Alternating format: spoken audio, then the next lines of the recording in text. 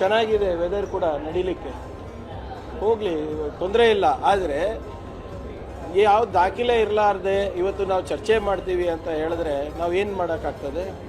First Devaraj arrest truck terminal, Prajwal Revanna ಇಶ್ಯೂವನ್ನು ಚರ್ಚೆ ಮಾಡೋದಿತ್ತು, ಅತಿವೃಷ್ಟಿ ಬಗ್ಗೆ ಇತ್ತು, ಇಡಿ ಅರೆಸ್ಟ್ಗಳ ಬಗ್ಗೆ ಇತ್ತು. ಇವೆಲ್ಲನೂ ಕೂಡ ಚರ್ಚೆ ಮಾಡೋದು ಬಿಟ್ಟು ಇಲ್ಲ ನಮಗೆ ಇವು 4 ಚರ್ಚೆ ಆಗೋದು ಬೇಡ, ಇದೇ ಚರ್ಚೆ ಆಗಬೇಕು ಅಂತ ಇವತ್ತು ಹಠ ಹಿಡ್ದಿದಾರಲ್ಲ.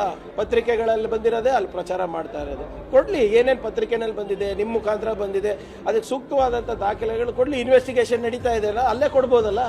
ಆದರೆ ಇವತ್ತು ಅತಿವೃಷ್ಟಿ ಬಗ್ಗೆ ಚರ್ಚೆ ಮಾಡ್ಲಿಕ್ಕೆ ರೆಡಿ ಇಲ್ಲ. ಕೇಂದ್ರ ಸರ್ಕಾರದಿಂದ ಬಜೆಟ್ನಲ್ಲಿ ಅನ್ಯಾಯ ಆಗಿದೆ, ಅದ್ರ ಬಗ್ಗೆ ಚರ್ಚೆ ಮಾಡ್ಲಿಕ್ಕೆ ತಯಾರಿಲ್ಲ. ಒಂದು ಬಿಜೆಪಿ MLC ಇವತ್ತು ಜೈಲಿಗೆ ಹೋಗಿ ಬಂದಿದ್ದಾರೆ. ಬೋವಿ ಅಭಿವೃದ್ಧಿ ನಿಗಮದಲ್ಲಿ A1 ಬಿಜೆಪಿ MLC ಅವರ ಮಗ ಇದ್ದಾನೆ, ಅದ್ರ ಬಗ್ಗೆ ಚರ್ಚೆ ಮಾಡಕ್ ರೆಡಿ ಇಲ್ಲ.